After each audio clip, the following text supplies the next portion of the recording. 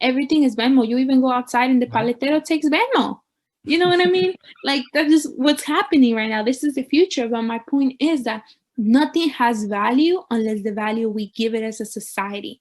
So what do I mean? If one day I have a chancla and all of us say this chancla is worth $1, and all of us as a group, as a collective, agree that it's worth $1, we can technically be exchanging chanclas right now.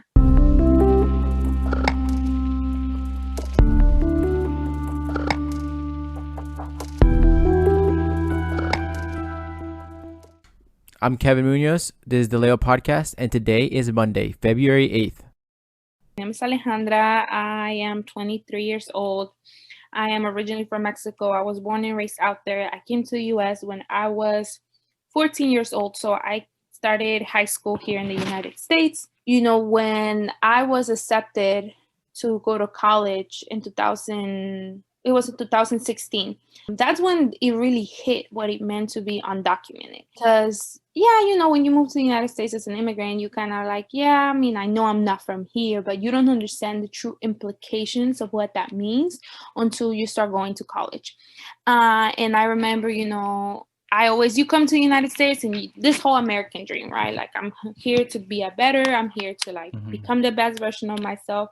And that's what I wanted. You know, I was living in Texas and I had this dream that I was going to go to college. And that was kind of my vision of success at the time. Now, college is not what I consider somebody successful, but I do think could be good for people, especially now that I'm more of an entrepreneur. I don't think college is the only way to success.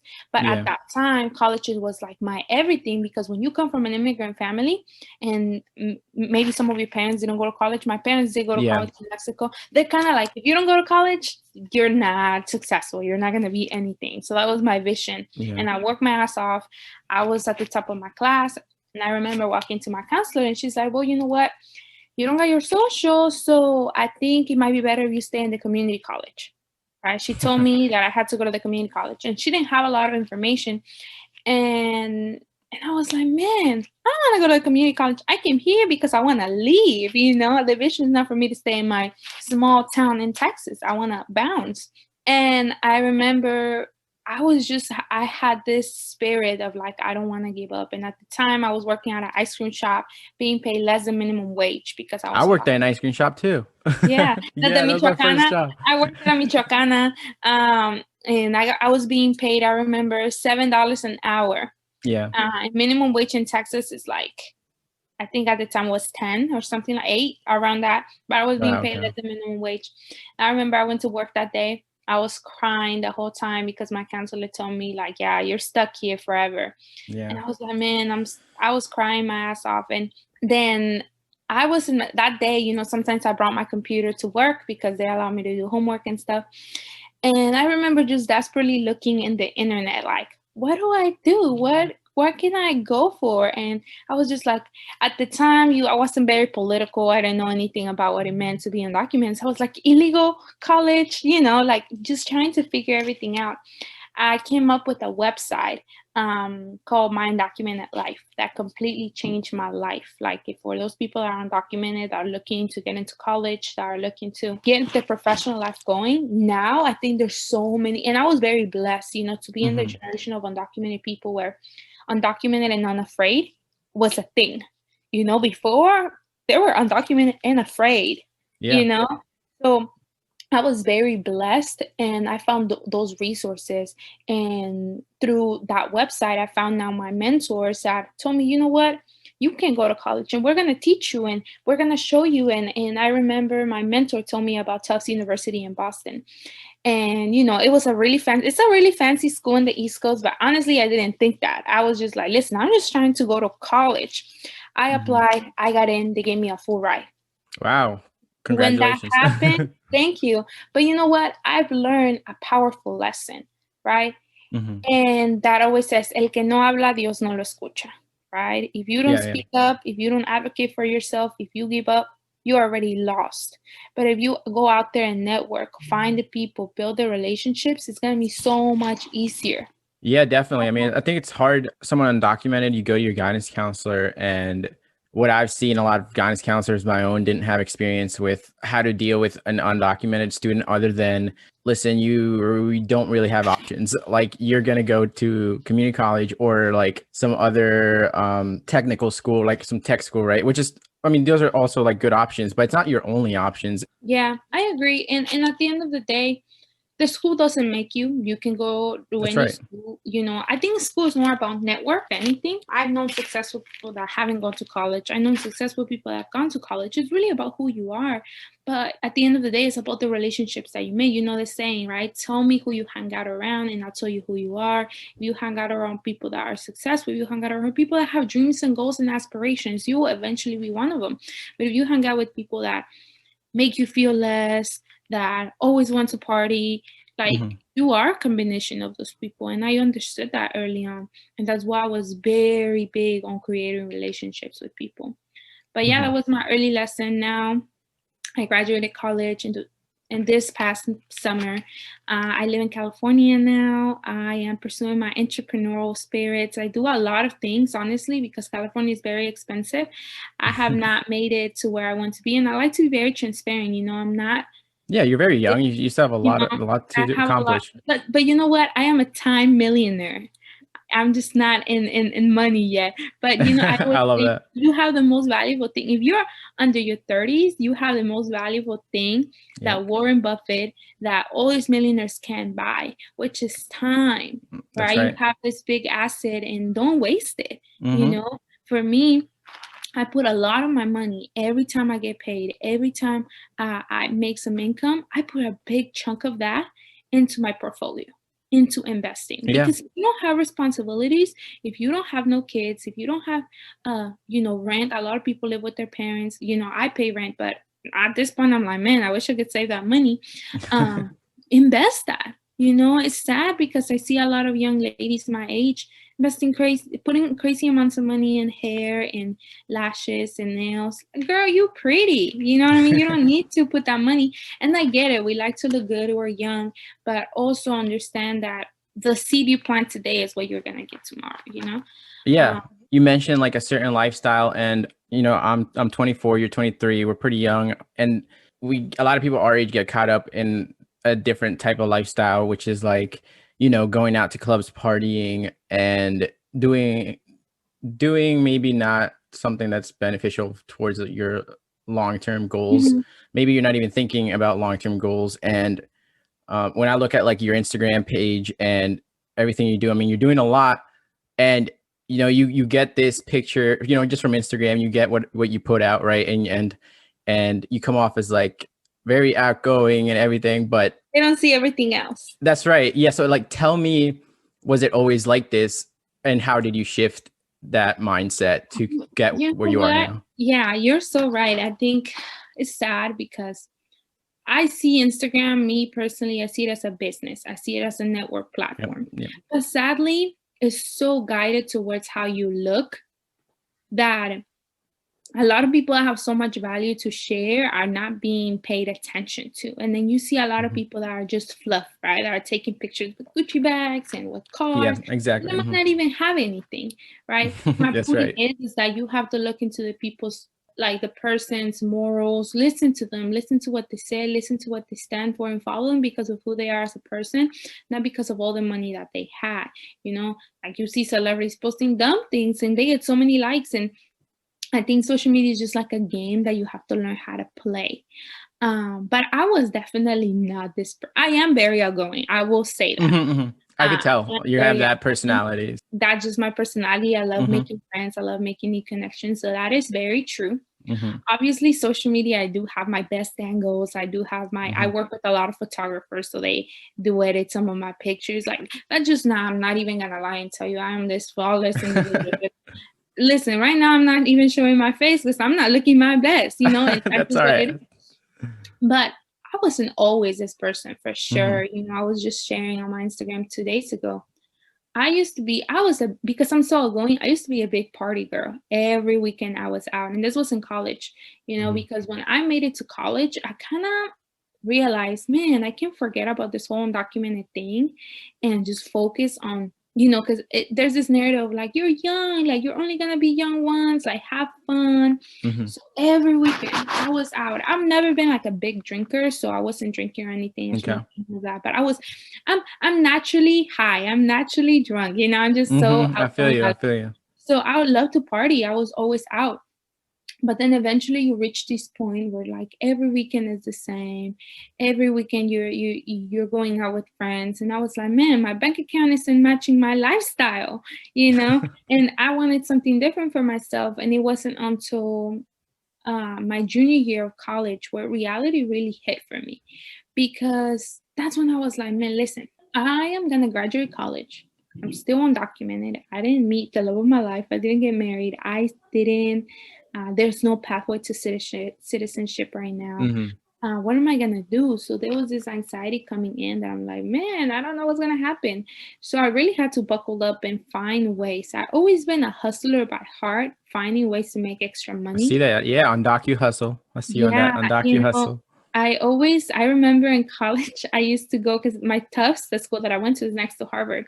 So they do a lot of research. So they pay you like $20 an hour to do a psych study. Oh, and like, I used to sign up for all of the studies from, tests, or sometimes they'll put cables in your head and like do a bunch of different things. I was like, I'm trying to make money. I'm just trying to get paid. Yeah. Yeah. So I did all of that. I babysat, I was waitressing. I did a lot of all of that. I did it.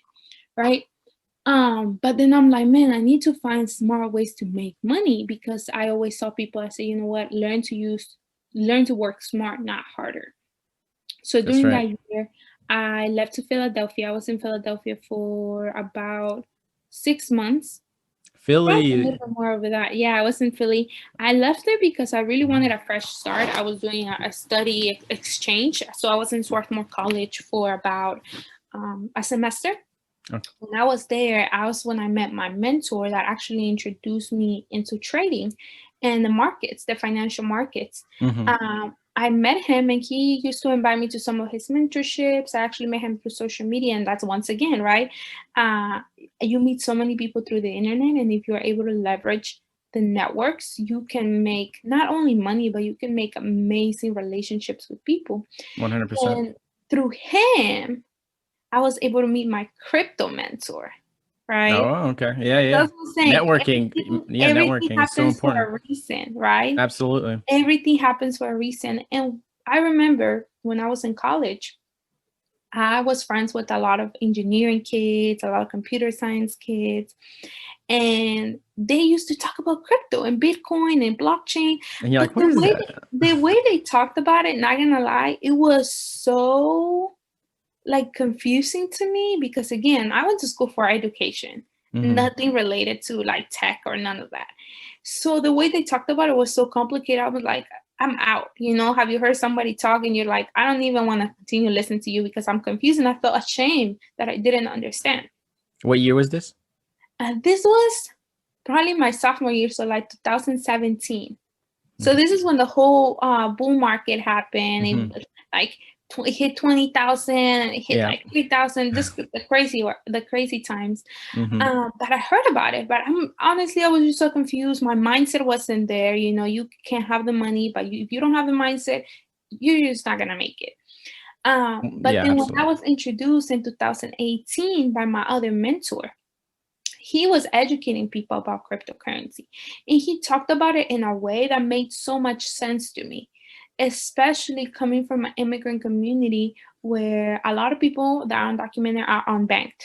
You either don't trust the bank, right, because of your country, because you're like, I can't trust nobody with my money, or you think you can get a bank account because you don't have a social security number, which I have. That sentiment is still very prevalent in our community, where people think, you know what, if I don't have a social, I can't get a bank account. I can't invest. I can't make money. And it's sad, because a lot of it could be that it's lack of information, but also we get so defeated by the losses. How many times people close the door in my face. I remember in high school and college, I used to get a lot of internships. They will accept me and they will be like, you know what? The only thing that's missing for you to bring me your green card and you got the job. You got the internship. And I remember that used to defeat me so much. And for a while in college, I stopped going to college fairs. I stopped doing internships because I was so defeated. But it was those defeats that I think really built me for rejection. You got used to people just saying no, and you always felt so defeated. And I relate 100% with you on that. But I also I'm also under DACA, so in a way, like I have that privilege that a lot of dreamers don't, because some missed the deadline. And you're not under DACA, right? Yeah, I'm not under that. Yep. I did Yeah. qualify. I came here in 2012. So, the cutoff was for 2007. Yep. So I basically got kicked out of the timeline. Mhm. But yeah, you get used to people saying no. That I think Yep. what ends up happening for a lot of undocumented people, you just assume like they're not gonna give it to me. Why would I even apply? Or why would I even do this? Yeah, I'm not I got gonna so mad every time. So it's sad, but it's also something I understood through personal development that I do, is that nothing can make you mad, nothing can make you feel any type of way unless you let them. Yeah. And that's something that I'm like, you know what? The government can take away my money, they can take away my privilege, they can take away my status, but something they can't take away from me is my willpower to keep going. They will only take that from me if I let them. So that's when I'm like, you know what? F that. Like, I'm not gonna worry about that. I can't change my status, but there is things I can change. I can change my work ethic. I can change my habits. I can change the way I speak. I can change so many things. And I'm like, you know what? The United States is probably one of the best countries to make money. Now, you can make your money, and if you choose to leave, that's up to you. But I was like, you know what? Let me leverage everything. I went to a great school. Why not leverage the network? And that's something for the first 2-3 years of college. Not gonna lie, I was so defeated that I didn't take advantage of the full college experience. And now it's something I do regret. But now I do get another chance outside of college to really go to my full potential. So That's amazing. Yeah, yeah. absolutely. And you mentioned you found your crypto mentor, and this is one of the things that you discovered that undocumented people can do, right? Mm-hmm. And then this is why I wanted to have you on here, because you're doing this and I see so much potential on here. And we're going to talk crypto. But before we talk crypto, I just want to say that I am not a financial advisor. So Yes, everything that we say here is purely educational purposes only. I'm not a financial advisor either, but Right. everything that we share is from my experience only. I can only speak from my experience, what has worked for me. Do your own research, especially when it comes to the markets. Don't just trust one person. Don't take what everybody tells you. Don't be a sheep, right? Like even what's going on with the stock market, everybody buying stocks, and it's like, do you even understand what's happening? Most people are not, and some people will make money, but a lot of people will be wiped out. And that's why I tell people, never invest. Doesn't matter what market. More money that you can afford to lose. Yeah, I agree. With that, let's just talk about your favorite thing, cryptocurrency. Oh yeah. That's what we're here for. We're going to educate the community why it's so important, and why we see so much potential in it. And I'm sure you agree with me on that. Let's just start with, what is cryptocurrency? Because a lot of people hear Bitcoin and they think that they're synonymous, but it's just an oversimplification of that. So cryptocurrency is online currencies. And what I like to tell people is that, think about it this way: money is really a construct, right? When look at the human history, we didn't have money. Everything started with exchanging. Let's say you had a corn farm and I make potatoes. I would say, you know what? Let me give you some potatoes and you give me some corn. We didn't have money. That was that exchange, right? Barter, they're bartering. Yeah. Bartering, right? Now, after that, then people say, you know what? If we can, why do that when we can just use gold or coins, right? And people start exchanging coins, and they're like, you know what? That's too heavy. Like, who wants to be carrying 3 pounds of coins? That's just not what it is, right? And again, we were evolving. We're going towards something easier and more accessible. So what started happening? People say, you know what, it's too heavy. We're going to do cash.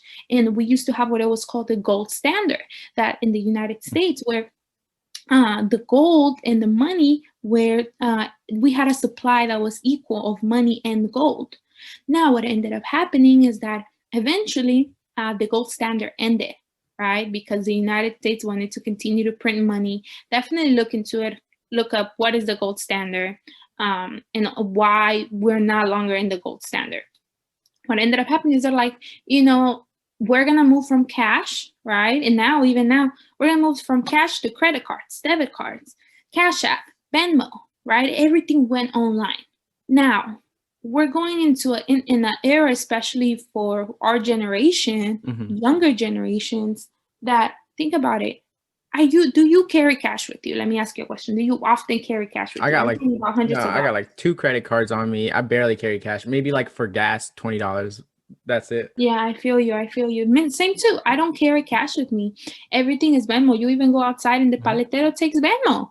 You know what I mean? Like, that's just what's happening right now. This is the future. But my point is that nothing has value unless the value we give it as a society. So what do I mean? If one day I have a chancla and all of us say this chancla is worth $1, and all of us as a group, as a collective, agree that it's worth $1, we can technically be exchanging chanclas right now. That's right. That's so true. Think about it that way. So, and who creates the rules, right? The government. If the government tells us this is what you gotta do, this is what you have to do, and to an extent, I posted with everything going on with the Wall Street beats, right?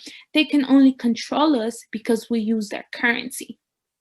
But what will happen if we stop using a currency that the government has imposed on us? Because we both know that the government doesn't have our best interests. And they don't have the best interest for immigrants either. It doesn't matter who it is, Democrat, Republican. Like, some of us want us more than others. But at the end of the day, nobody wants the best for you than yourself. Yep. Nobody wants you to see you win more than yourself. So that's something that is like, I'm not going to leave it up to the government. I'm going to work on me. I'm going to work on my hustle. I'm going to do my thing. Everything else will eventually, I'll figure it out. But with cryptocurrency, we give people an opportunity to have access to a global economy. What do I mean by global economy? Right now, people, instead of having to depend on a bank, right? The whole thing about cryptocurrency is that instead of you letting the bank control your money, you become your own bank. So it is an exchange. You're basically eliminate. So what cryptocurrency does, eliminates the middleman. Because what does that mean? Let's say I want to send you money. I can't just send you, and I'm here in California. Where are you at? Jersey. And you're in Jersey. And I say, I want to send you money. That means that I have to have a bank and you have to have a bank. And now, fees. Right. So we pay fees. And from my bank goes to your bank. No, hold up. If we don't have the same bank, that means from our bank goes to that other bank and then fees. Now imagine how that will look like if you're sending it to another country. From one bank, it goes to another bank, and it goes to another bank, especially if you're changing it from, let's say, Philippines, right? A bank in the Philippines. It has to go from a bank in the US, it might go to a bank in Europe, and from there, a bank in Asia, and then it goes into the Philippines. Look at how many fees it's going to go through. So we have to go through these intermediate companies, banks that charge money. And to an extent, I really do think banking is really smart and evil because they control credit. Right? And if you understand credit in the United States, they control the house that you own. They control the car that you have. They know where you live. They know everything about you. And the interest rates are so high. This is the first time in history where a savings account is really going into negatives because of inflation. Right? That's another thing that I tell people. Look up inflation. Look up what that means and look up how that's affecting you, especially, they're saying, oh, inflation is only 2-3%. But if you're a person of color, if you're at the bottom of the chain, inflation is going to affect you the most because you have families that both of the parents are working and they still are taking public transportation because they can't afford to get a car. And it's because of minimum wage. And that's the thing. The only reason why they're playing us is because we don't understand the game. Yeah, and they make terms hard to understand as well, like just that's literacy. What I'm saying, right? Why? It's not a coincidence that they're not teaching us about this in school. Right? No. They don't want us to know because they can only control you when you don't know what's going on.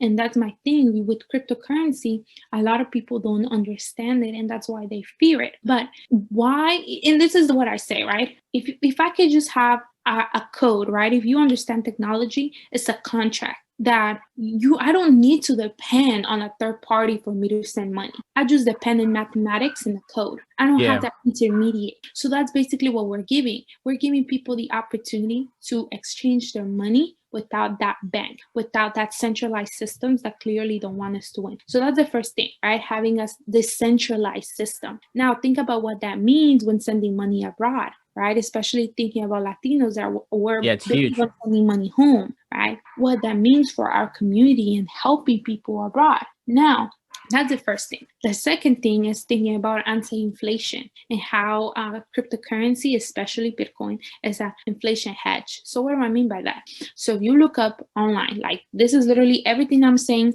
Google it and do the research yourself, because I'm not just speaking because, right? But that's what I mean. I tell people, like, do your research, right? So Bitcoin, there's only 21 million Bitcoin, right? So if you understand supply and demand, something is worth more when there's limited supply. So what will be let me ask you a question, like, what will be the meaning of $1 million if all of us have $1 million?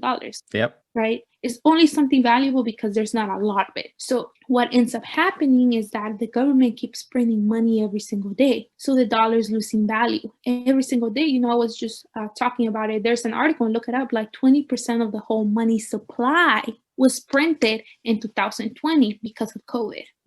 Now, just keep printing money. Yep, exactly, right? They keep printing the worries away. But it's like you getting a loan, right? Getting a loan, you're in debt, and then you say, "Oh my God, I'm in debt. Let me get another loan to pay my debt," right? And then you realize, "Oh my God, I'm more in debt. Let me get another loan." Eventually, you can continue doing the same for a while, right? But eventually, you're gonna be like, "Hold up, I need to chill and pay my debt." Right? You accumulate so much debt, and you might not even know it. Yeah. That's where the U.S. is at right now, that they're just trying to figure out what they're going to do. And honestly, you know, I'm unsure, because I do think we might go into a recession. I don't know when, and obviously I don't want to get to all this theories and all of that, but you know, the US is heavily in debt, and what ends up happening is that you can put your money in your savings account thinking that it's safe, but in reality it's losing power every single day. You know, it's losing power, and people are just not. If you don't have an investment vehicle, Exactly. it's just sitting there, and inflation is just eating away at it. Let's say a bank goes into bankruptcy. Is your money going to be safe? They might not give it to you, you know? So that's why it's so important. And I advocate for Latinos to learn about cryptocurrency, because you have an avenue to keep your money and you make it grow, especially when now institutions getting on it, right? There is websites that show you how much money big companies, Cash App, for example, PayPal, that are putting money into cryptocurrency. You think they're going to invest in something they don't believe? Like, that's crazy to me. So that's why I'm so passionate about cryptocurrency, because we're really giving power to the people. We're taking it away from the institutions, and we're giving it to the people and saying, you know what, now you can own pizza. You don't need a bank. You don't need a college education. You don't need to speak English. You can just own that. And with the internet, we have the biggest avenue. We have the biggest avenue to learn. Like everywhere you go on YouTube, you go on Clubhouse, you go on Instagram, you have people that are teaching you for free. Like I provide so much value for free on my Instagram. And and I mean, you're talking to us here and then spreading that information that's important. So I'm grateful for that as well. That's what I'm saying. So you mentioned how it's, and I'm saying that it's very beneficial for immigrants, but as you know, there's also challenges that come with that. Could you mention some challenges that our community faces or could face when it comes to crypto? The first one is education. That just straight up. I think we have a lot of, as Latinos, especially if you've been undocumented in the US, you have trust issues. You just don't trust institutions. You don't trust people. And it's hard to trust a new person that says, oh my God, Bitcoin's going to go to 100,000. You know what I mean? Like, it's it's hard to trust when you don't understand what's going on.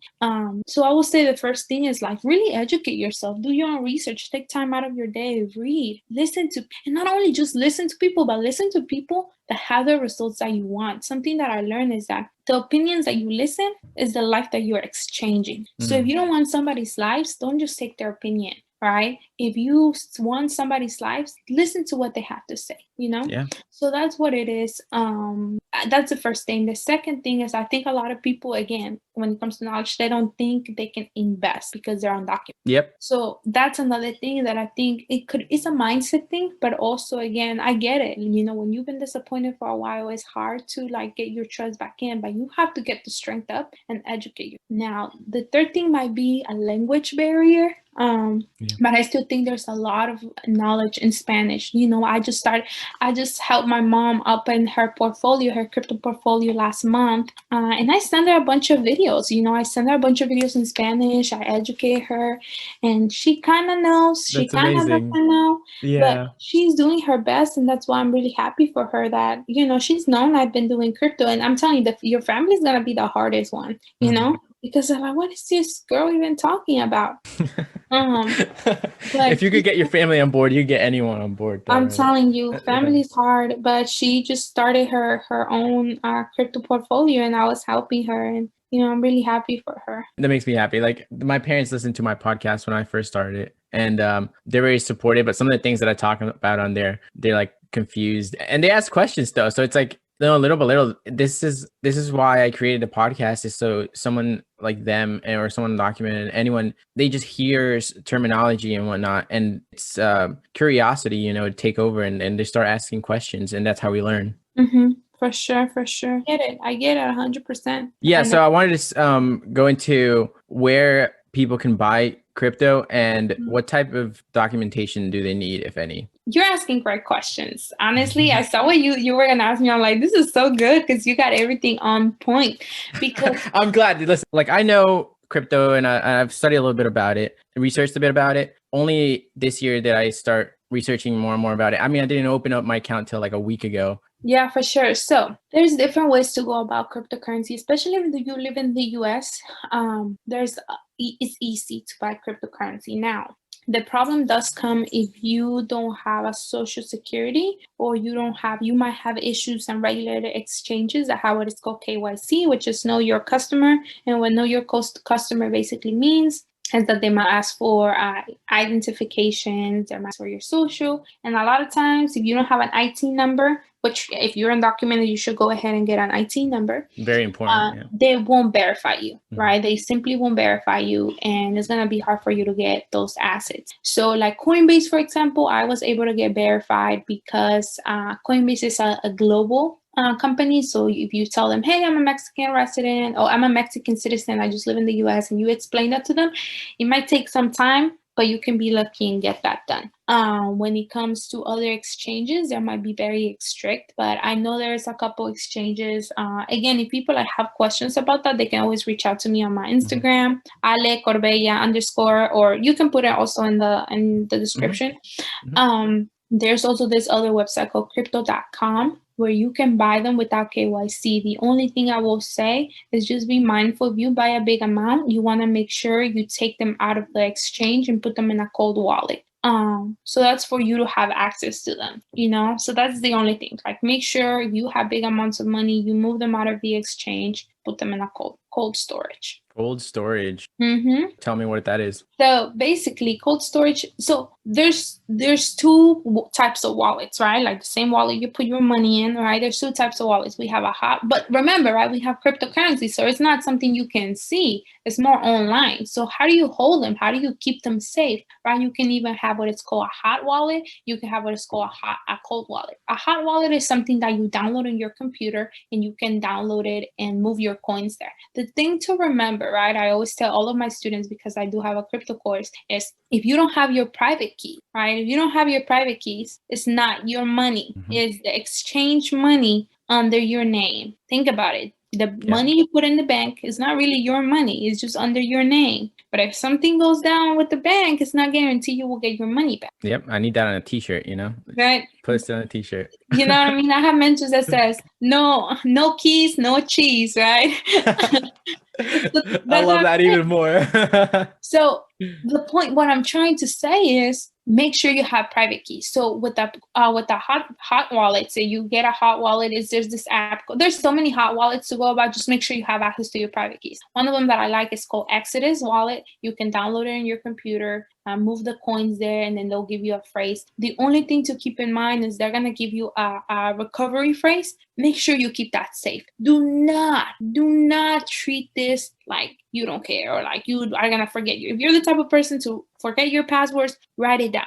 Write it down, because if you lose your keys, you might lose access to your funds, and you don't want that, right? We're seeing cases right now from people in 2010, 2009, 2013 that bought Bitcoin when it was a couple cents, a couple dollars. Then their exchange got hacked and they lost their funds. Or even worse, they had a cold wallet and they lost the keys. They lost the password. Yeah, now heard their a lot money of that. stuck, right? There was this Twitter famous guy that he lost over $2 million in Bitcoin, and he had 2 tries left, right? And if he didn't get them right, his funds were going to be lost forever. So that's just something to keep in mind. Please, please, please make sure you know your private key. So the second one is a cold wallet. And the cold wallet is if you have big amounts of money. If you have big amounts of money, then you can put them in a cold wallet. What is a cold wallet? It's basically like a USB, right? It's a small USB where you can move your funds from one place from your exchange to the USB. And the great thing about it is that it's outside of the internet. So because it's outside of the internet, you can get hacked. Anything that's on your computer or is in the internet is hackable. Now, a lot of exchanges do have great security, and it's very unlikely they get hacked. But could be possible. It is a possibility. Yeah, anything's possible. Right? Mm-hmm. It's possible. Now, with having a ledger, it can't be hacked, because unless somebody has access to your keys and they know your password, they can get your funds. But if they don't get that, it's almost impossible for you to get your money out of the ledger. So that's something that I recommend all of my students to get. I know I have a referral code as well. So if people want that, they can get a discount on their ledger. Mm-hmm. So like they can hit me up in regards to that. Yeah, send me that after this. Yeah, we can talk about it. And yeah, when it comes to that, just making sure you have your funds secure. And this is when you have bigger amounts of money, right? The ledger and cold wallet is when you have an investing goal of 3 to 5 years, okay? Putting it in the ledger is a portfolio. So you're not looking to cash out, right? So I always tell to all of my students, there's 3 ways to make money on crypto. The first one is by holding, right? We call them hodling. Hold on for your dear life. That's what hodl means, right? So that's building a portfolio. When you build a portfolio, you're looking for a vision of 3 to 5 years, okay? So you will put that money that you know you're not going to take out into the ledger. Now, the second way to make money on crypto is through trading. This is more short term. So I also trade. I have a platform where I help people learn how to trade as well. So if people want to learn how to trade, they need to educate themselves on trading, because the volatility of the markets is just very crazy, and they can make really good money, but they can also lose if they don't understand what they're doing. It's more of a time commitment, right? Yes, it's definitely more of a time commitment, but once you learn the skill set, nobody can take it away from you. You can trade at any time of the day, make money from your home. Like, this is something that, again, you got to have the heart for it, and you need to have the patience to learn, because again, like any other skills, it's not going to be overnight.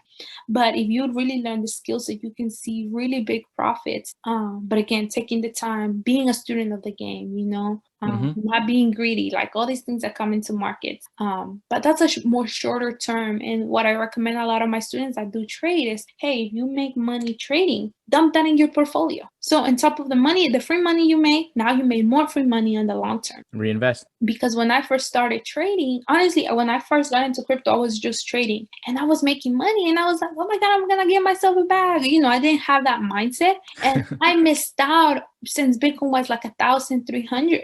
Right? I missed out on that because I didn't see the long-term vision. So as a lot of brokers pay you on Bitcoin, you get paid and you're like, oh my God, I'm gonna go cash it out. And I was cashing out, and it's like, I missed on that. So I always tell my students, why only take advantage of one way of making money in crypto when you can make money in two ways, right? Absolutely. If you do make money, if you do want to trade, I recommend a lot of my students to put their money into a hot wallet like Exodus. And a hot wallet is more if you're the type of person that might be moving your money around, might moving your cryptos around. So what does that mean? Let's say you trade and you want to move from your hot wallet to your trading account. You move that money around. Or let's say you see a new coin and you're like, oh my God, I have some Ethereum. I just saw this new Cardano coin. It's performing really good. It's only 30 cents. Let me swap it. And you swap a couple of your coins. That's something you can do as well.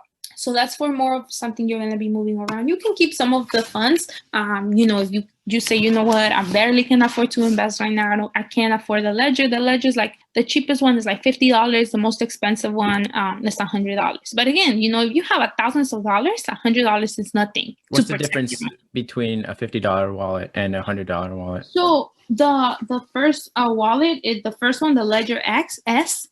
It's called a Nano S, and this ledger is basically the original one that first came out. It's a small ledger. The only thing is the capacity to hold cryptos, because some of them can hold. So the X, it has Bluetooth. The more advanced has Bluetooth, so you don't have to like connect the USB to your computer. You can just simply send the money through Bluetooth, right? So it's more convenient. And also you have access to the storage space, because I don't know exactly how many cryptos they can store, but I do know the Nano S stores less cryptos than the X. So so it's like storage. Yes. If you're going to have a bigger portfolio than the X, I recommend the X is more advanced. But let's say you only have Bitcoin and you're like, that's all I want to do, then you can get the S as well. Oh, I even know people that have both, and they have different portfolios, because again, if you do have a lot of money, you want to make sure you have a diversified portfolio and not put all of your eggs in one basket. Let's say something happens to that ledger. That's another thing. If you lose the ledger, but the keys, you can get a new one and get your money back, or have access to your money. Mm-hmm. You lose the ledger, something happens and you lost the keys, it's gone, or you might be able to go to court and fight it, but that might be a little bit hard, so just making sure you have it protected. But again, people feel afraid because they never had this much power, right, to be their own bank. Like, oh, you're telling me I have to know my keys and know my password. I'm like, yes, that's what financial literacy and you having power means. You have to take responsibility. So that's the biggest thing, I think. And it's a big responsibility. Yeah. I think people have just been so used to giving their monetary power away that once they get it back, they're just like, oh my God, what do I do with it? So teaching people about that is the biggest thing for me. And the third one to make money on crypto is by learning ways to make crypto rewards. So what do I mean by that? There's a lot of startups nowadays, and people can honestly message me, because I know so many companies. I have a lot of partnerships with companies that can pay you in crypto. So whether you use a product and you refer people, you can get paid, right? Mm-hmm. And now you might say, well, that's not a lot of money, but hey, they might give you $10 now, put on your portfolio, and then it grows to $100. You know what I mean? So there's a lot of companies that will pay you in crypto. There's this one app, I have a referral code if you hit me up, it's called Lolly. And if you use it, it's basically like, I don't even know what, like they give you, companies that give you cash rewards. Mm-hmm. They give you like crypto rewards. Mm-hmm. So let's say you use their website to do your average purchases. Let's say you do buying Subway, or let's say you're buying Groupon. You use a website through them. They give you a percentage back on crypto. And once you make certain amount, you can cash it out and put it in your portfolio or spend it or do whatever you want. So there's Lolly. There's a lot of different apps. I have actually where I'm working on an ebook that I'm gonna release pretty soon, and I want to have like resources. Wow. It's just let me know ASAP, because I'll definitely put that out for everyone to see. Once I have that ready, I will let you know. I'm just putting everything on the works. Yeah. So another way to make money with crypto, not necessarily through companies, but it's staking. So what do I mean by staking? So a lot of cryptocurrencies have a staking protocol. So what that means is making money out of your cryptos. So building a percentage. So let's say you have $100 worth of, let me think, Chainlink, right? Or any cryptocurrency, just not Bitcoin. Bitcoin, you cannot stake it, but anything that's on the Ethereum blockchain or other blockchains, you can stake it. So basically you lock it in and you say, you know what, I want to grow interest. So different exchanges will give you a percentage, and you can lock it in for a month, you can lock it in for a couple months, and they'll give you a percentage back on your money if you leave it in the exchange. So just for luck, because you're providing liquidity to the protocol. So you can, and we can talk about that. Like, again, if you have questions, send me a message. That's more advanced crypto, so I don't want to talk too much about it. But if people want to get more information on staking and how it works, and how you can grow interest on your crypto, especially if you're a hodler, if you're holding, you want to make sure you are making it to the best of its advantage. Because let's say you're staking your money at a 5%. Most staking protocols are way better than the bank that's growing at 0.01%, 0.02%, right? You're getting into protocols that are giving you from 2%. I've seen the highest one I've seen is 20%, right? Wow, okay. So very high interest rates. Now, let's say you bought Chainlink at $9 and you staked it. Now, last time you checked, it grew to $21. It's growing interest with the new price, not the old price. So as the more it's growing, the more you can stake it and make money out of for just holding it. So that's another way to make money in crypto, right? First one we said it was holding, you buying and keeping it in a long-term portfolio.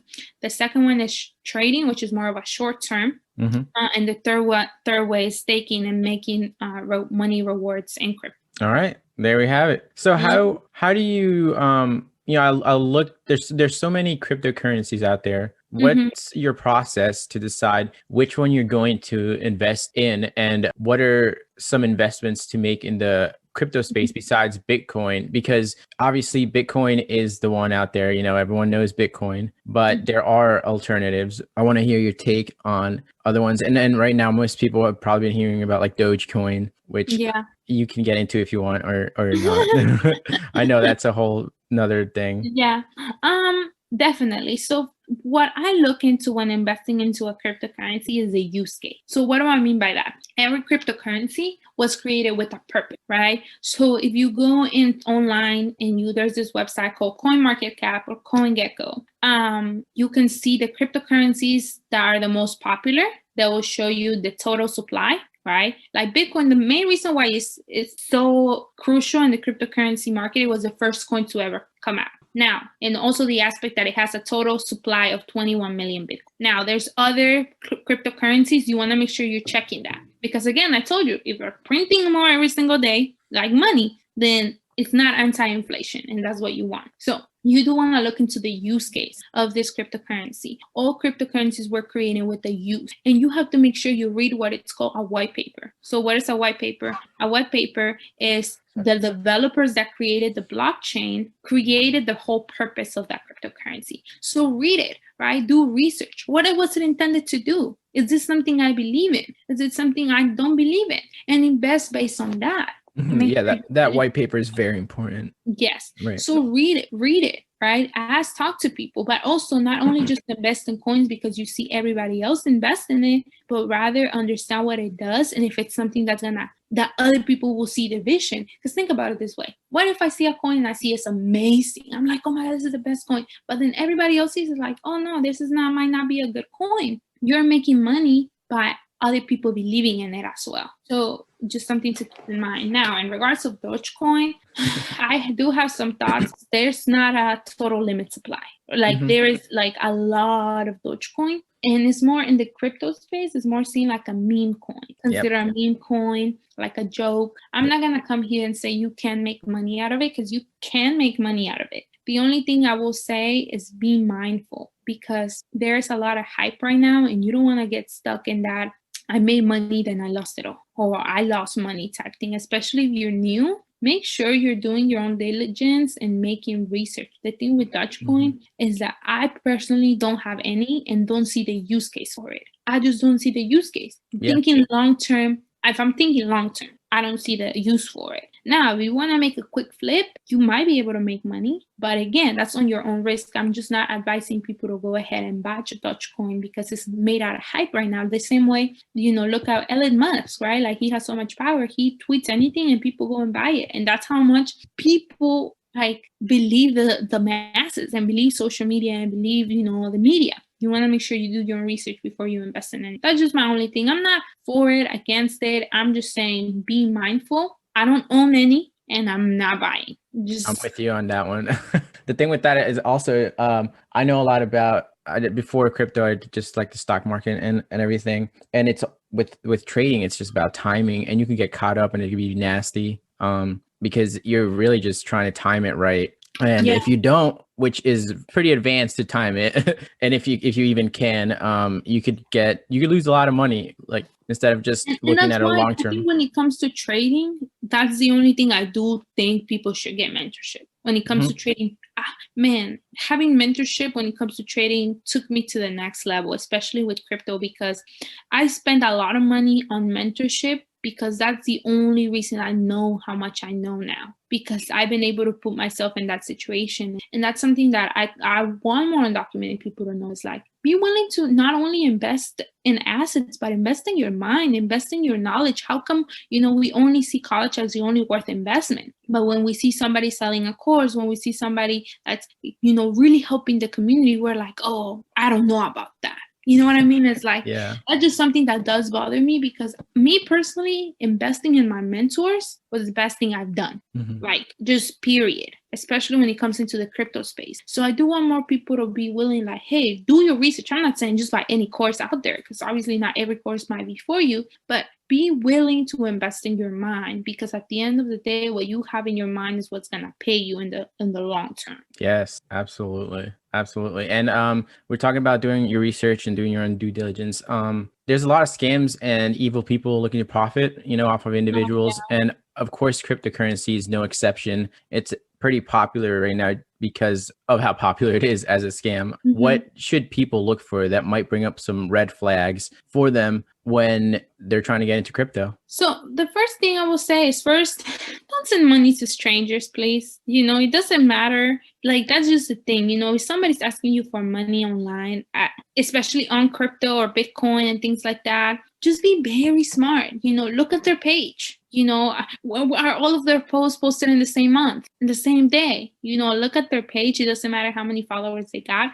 And also, just don't send money to people, right? Don't send money if you don't believe in them. The other thing is that don't ever give away your private key, ever, to anybody. Even if it's, let's say you buy a ledger, the ledger, so I'm going to tell you a story. Ledger got hacked. Not the ledger itself, but the company's email got hacked. So they started, because if you have a ledger, it's out of the internet. So nobody can take your money away from, even if the ledger company was to get hacked, they can't get the funds out of people because it's out of the internet. Yep. That's the great things about cold storage. Cold storage. But what ended up happening is that they got the people's, they ended up hacking the ledger company, and they got people's information, like email, all of that. So they sent an email to a bunch of people saying, hey guys, we're doing, I don't know what they said exactly, but they were asking people for their private keys. Yeah, just like phishing attempts. Yes. And that's the thing, right? Never give people access to your private key, period. And it doesn't matter who it is. And even the ledger stated multiple times, we will never, ever ask you for your private, right? So that's just something to keep in mind. But yeah, just be very smart and strategic. Build relationships with people. If people don't want to show their face, if you don't know them, if you don't trust them, just don't give them money. Don't send them money. I do think with cryptocurrency, a lot of people say, like, it's a scam, it doesn't work, this and that, this and that. But the truth is, it's like, I want to ask people this question, right? People are saying, oh, it's anonymous. People don't see who's sending the money to, and we don't know, like, this is used for scammers, drug dealers, terrorists, all of this stuff. Let me ask you a question. If Warren Buffett makes a call right now and sends $1 million to somebody in Europe, can you and I see that transaction? Nope. Exactly, right? We don't know everything that's being done. Now, if you do know about cryptocurrency and blockchain, you understand that we have what is going up in Ledger, and you can check every transaction that's ever made. You might not see the names of the person, but as long as you know the wallet IDs, you're able to see how much, when it was sent. You can even see the balance of that wallet. So I think a lot of the government is fearful because now a lot of the fishy stuff that's going on, it's not going to be able to happen anymore. And that's what it is. I think cryptocurrency and just in general, if you're evil, you're going to be evil everywhere you go. It doesn't matter what platform you get. Cryptocurrency just for transparency, allowing people to have monetary power. And at the end of the day, you can't see transactions. If anything, I think it's more transparent than the actual system we have right now. I'd agree with you on that. I was gonna say so there's a lot of skeptics out there. Obviously, there's just like anything new, people are always critical of it. So what type of skepticism have you had to deal with, and what do you have to say to people that are skeptical about this? You know what? I've heard all types of arguments saying this is for criminals, it doesn't work. I've heard it's a bubble, it's gonna burst. People just say all types of stuff. And at the end of the day, just being honest, I'm not here to convince anybody. I'm here to educate people. Yeah, that's what we're here for. Whoever wants to jump and can jump in. But I will say, before you judge, before you do anything, research, educate yourself. Because the truth is that most of us are sheep, right? We see everybody else do something and we do it as well. And it's going to end up happening. Think about the internet. It's called technology adoption. If you look online, there's technology adoption chart. And it will show you how everybody gets up in the wave eventually. You have the early adopters, you have the laggers, you have everybody little by little gets in. And the truth, I always tell everybody, you either gonna be part of it or you're gonna watch it happen in your eyes, because this is the future. So just research, talk to people, be open-minded. The worst thing you can have is a closed mind. And you know what's worse than a closed mind? Being broke and skeptical. Broke and skeptical. Yeah. You can't be both. Like, if you got a lot of money, fine, be skeptical. But if you don't got money, man, it's expensive to have a closed mind. And I'm telling you, because it cost me a lot of money all the years that I was closed-minded. So all I'm saying is be willing, have an open mind. At the end of the day, the worst thing that can happen is that you fail and you're exactly where you're at right now. 100%. So, I always tell people, reach out. Like, my DMs are always open for people. Like, I'm always happy to talk to people, educate people, and whatever that I can, because it really changed my life.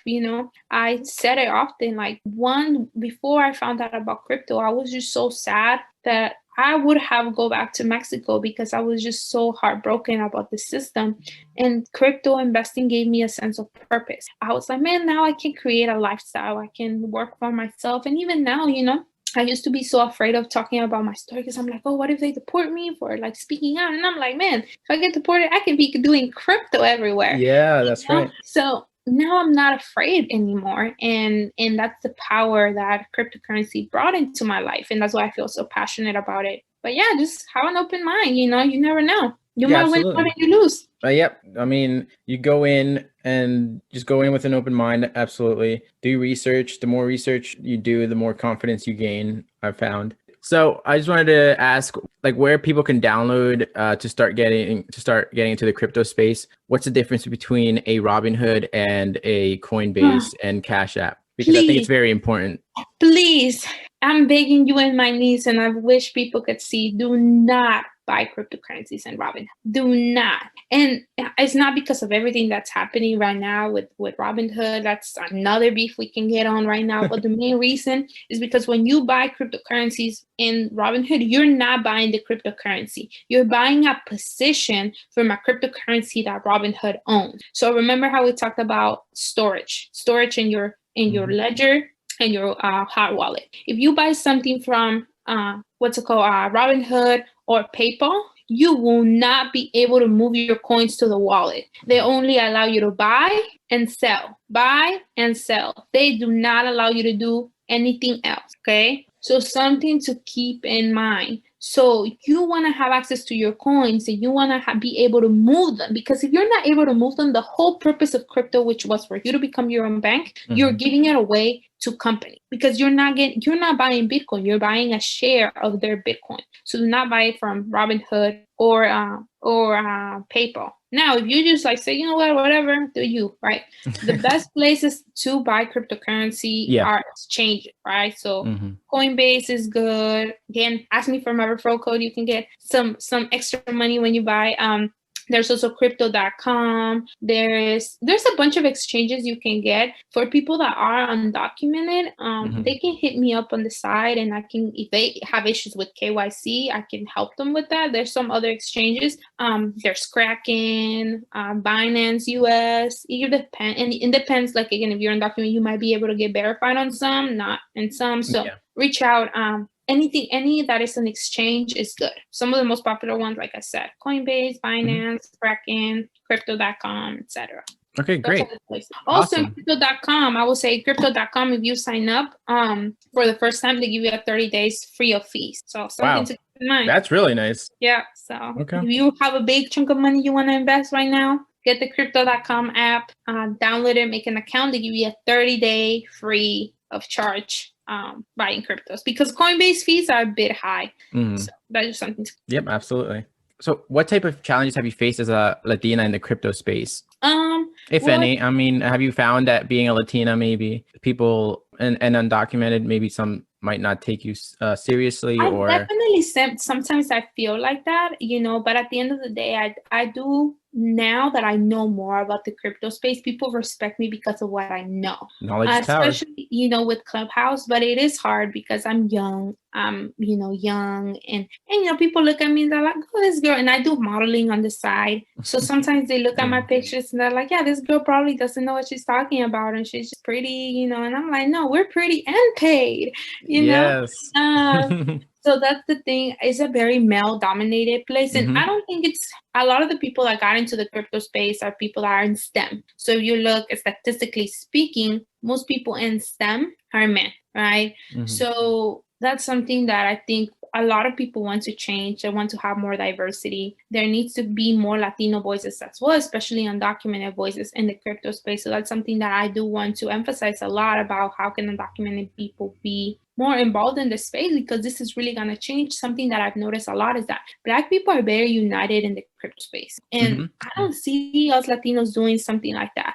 So that's something I want to create. And I'm working on right now with creating some groups in Clubhouse. Again, guys, if you're not in Clubhouse, you need to get on it. Like, I have some invites, so hit me up. Yeah, I got some too. So let us know. And let me know too if anything I can do to help get immigrant and the Latino community more educated and involved with the crypto, with whatever you're working on as well. Yeah, for sure. Yeah. And again, the best way to know about my future projects is just to follow me on Instagram, because sometimes I get ideas and I'm like, oh my God, I'm just going to do it. So, and the thing about me, I know a lot of people in the space, so I'm always looking to collaborate, add value, talk to people, whatever that I can. So, and you do offer some services, right? Yeah, so some of my services.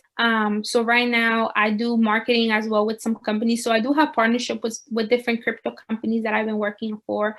One of the biggest partnerships I have is with a platform that helps people learn how to trade. So if you want to learn trading, crypto, or even so the platform teaches different types of trading. They teach cryptocurrency. You want to learn high frequency foreign exchange, even foreign exchange, stocks. All you can learn that. And I am one of the mentors in that platform. I run different mentorship calls. I teach people about crypto. Most of my focus is on crypto. So that's what I do, but I do have a lot. So whether you want to get into stocks or you want to get into foreign exchange, I can plug you in and get you involved in the platform. They're the ones that literally change everything for me in the crypto space. They help me a lot. And a lot of the things that I know is through the mentorship of the platform. I've been with them for about 2 years. So you can get started with them. I'll help you. Like I guide all of my students. I guide them. I'm looking to start. I'm also going to be working on my ebook that I'm on crypto. I'm working on Undocu Hustle ebook. There's just a lot of projects I have starting as well. Another thing I do offer, and that's something that I do for free, is I do a crypto strategy call. So if you want to brainstorm, I provide all of my students 15 minutes that they can book. If you go into my bio, you click in my bio, you like free consultation call, and I locked out 15 minutes out of my day to just talk to people and I help them brainstorm how to go about it. And this is something I just offer for free because I like to help people. What other thing do I offer? I also do have a partnership with another company that provides e-commerce. I've been with them for less than a year now, and they're helping me create my own store. So if you want to have a more thriving business, you want to learn how to run ads on, especially with Shopify. You want to, because Shopify is growing a lot, e-commerce, whether you want to have your own store or you want to have a retailer and just sell popular products, you can do that as well. So they teach people how to run ads. They help them create their website, a lot of different things. And I help people doing that as well. And then just a lot of hustles. I do also provide consulting services, translating, interpretations, especially here in the Bay Area. But I do a lot of things, honestly, like a lot of different hustles. So you gotta know it all, you know? Yeah, absolutely. Undocu hustle. With you on that. Yeah. So what's to look forward to from you? What's your vision? What's your future goal for you? So my goal right now, so the undocu struggle, I just got my license, my driver's license not too long ago. So so I'm like very afraid now just getting a car. I'm gonna get a car by the end of the year. No, probably before that. I have the money now, but just like I'm putting it onto my crypto portfolio. But I'm just getting better at driving. That's one of my big goals. I want to launch all of my ebooks and all of my crypto knowledge. I'm going to be putting in and adding value to people. That's one of my big goals. I want to create an extra source of income for myself. And my goal, honestly, my 5-year vision is to impact 1,000 people with the power of crypto. And this means whether they buy my products, whether they hear me talk in Clubhouse, like whatever way, I just want to impact as many people as possible with the power of crypto. So that is my goal. I definitely just want to make more money. I told my mom that I want to take her to Machu Picchu. So that's a big goal of mine, to take her and like take her somewhere nice. Yeah, at the end of the day, I want to retire my parents early as well. You know, that's a lot of the mindset a lot of immigrants have, is just we're here to make money, but to also retire our parents. Yep. 100%. All right. So last thing I'm gonna do is, where can people reach you? I know you have an Instagram, Twitter, so just plug that in here. Yeah. My Instagram is Ale Corbella _. My Twitter is the same. They can also follow me in Clubhouse, which is Ale Corbella as well. I have a LinkedIn as well that people just, again, if you type my name, Alejandra Corbella, you can probably find me. I wrote some articles as well online. I'm working on a website. There's just a lot of different things I'm working on. So just stay plugged in. Honestly, I'm the most active on Instagram, but I'm trying to change that and be more active in other places as well. Yeah, I mean, social media can be exhausting, you know? Yeah, it's a lot of work, but we're getting there. Yeah, absolutely. So it's been a blessing having you on here and teaching us about crypto. I really appreciate you taking the time of your day and just, learn something new. No problem. Thank you for having me. I appreciate it. Thank you for listening. If you enjoyed the podcast, please give it 5 stars on Apple Podcasts and a follow on Spotify. It helps me tremendously in order to bring more awareness and educational resources to our community. For more information and to stay up to date with what I'm doing, you can follow me on Instagram at @latinamericaneo. And if you need more information and resources, you can visit my website, latinamericaneo.org. I'm Kevin Munoz. This has been the Leo Podcast, and I'll see you next time.